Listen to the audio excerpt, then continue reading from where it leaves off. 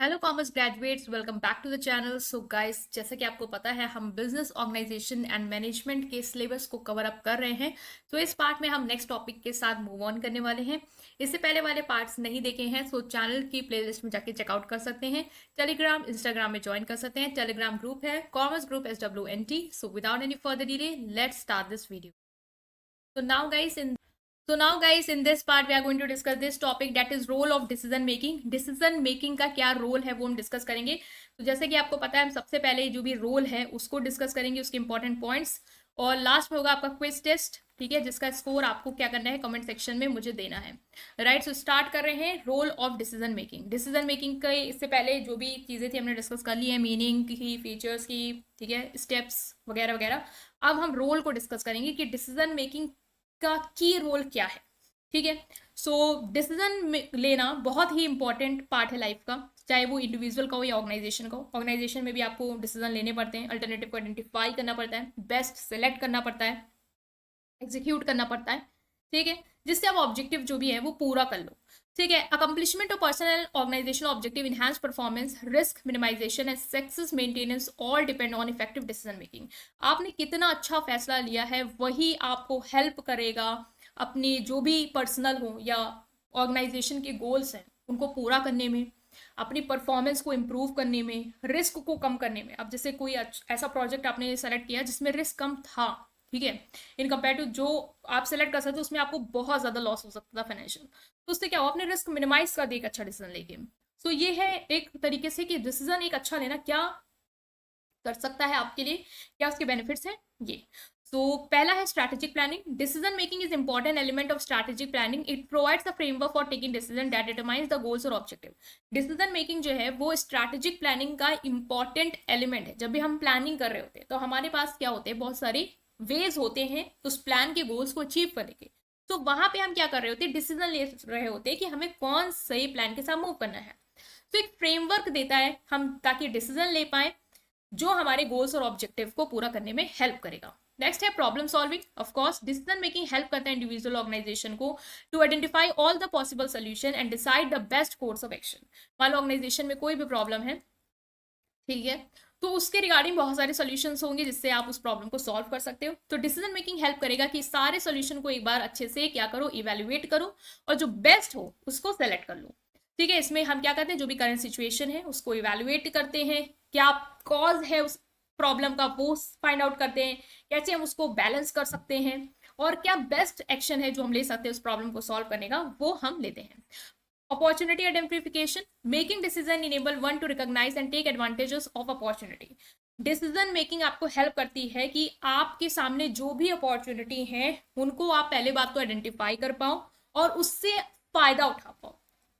It allows for identifying potential advantage and determining if they are consistent with the objective of person organization. ये allow करता है कि आप जो भी एडवांटेज है आपके सामने, ठीक है, उनको आइडेंटिफाई कर पाओ और ये डिटरमाइन कर पाओ कि क्या वो आपके ऑब्जेक्टिव, जो भी आपके गोल्स हैं ऑर्गेनाइजेशन के या पर्सनल गोल्स हैं, क्या वो ऑब्जेक्टिव को पूरा कर पा रहे हैं या नहीं। ठीक है, मान लो आपके पास बहुत सारे प्रोजेक्ट्स हैं, उस प्रोजेक्ट में आपने क्या किया, डिसाइड कर ले कि कौन सा प्रोजेक्ट आपको लग रहा है कि उससे आपको फायदा हो सकता है और उससे आप अपॉर्चुनिटी या एडवांटेज उठा सकते हो।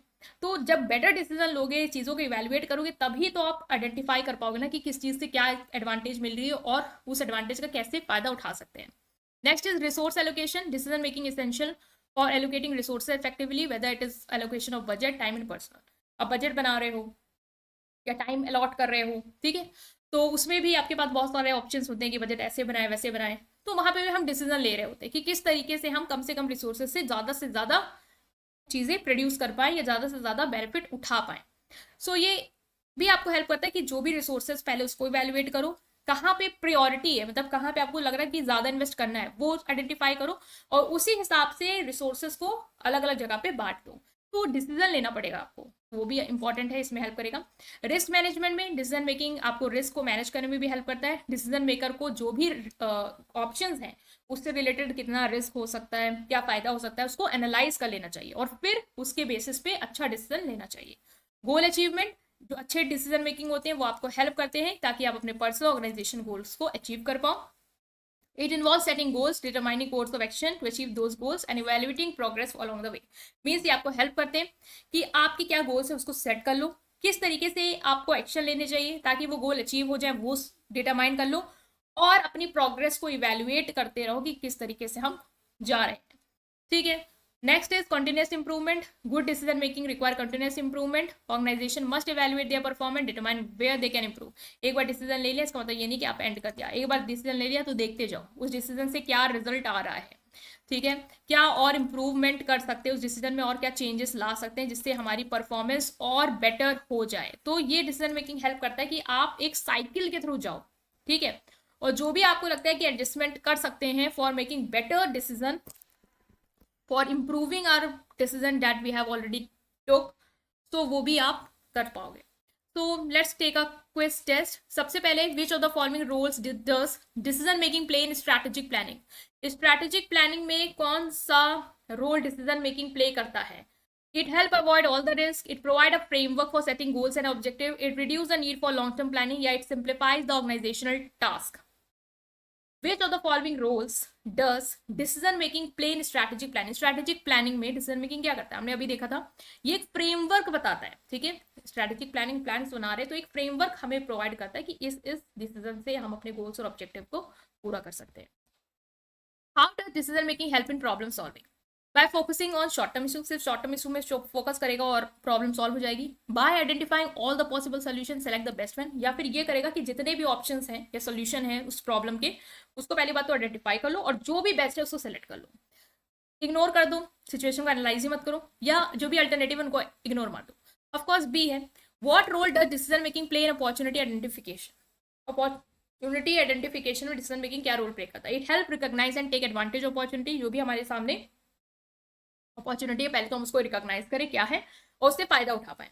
या एलिमिनेट कर देता है कि हमें मतलब जरूरत ही नहीं है अपॉर्चुनिटी को इवेल्युएट करने की, या ये अवॉइड कर देता है गोल्स अपॉर्चुनिटी को, या सिर्फ और सिर्फ रिसोर्स मैनेजमेंट पे फोकस करेगा. ऑफकोर्स ये हमें रिकॉग्नाइज करता है, कहता है कि रिकॉग्नाइज करो जो भी अपॉर्चुनिटी है और जो भी आप कर सकते हो उसका फायदा.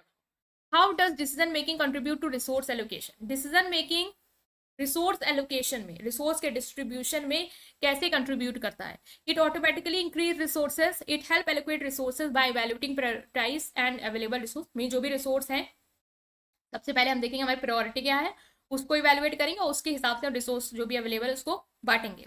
ये एलिमिनेट कर देता है, मतलब ये कहता है कि जरूरत ही नहीं है रिसोर्स की नीड को इवैल्यूएट करने का, या सिर्फ और सिर्फ बजट पे फोकस करो.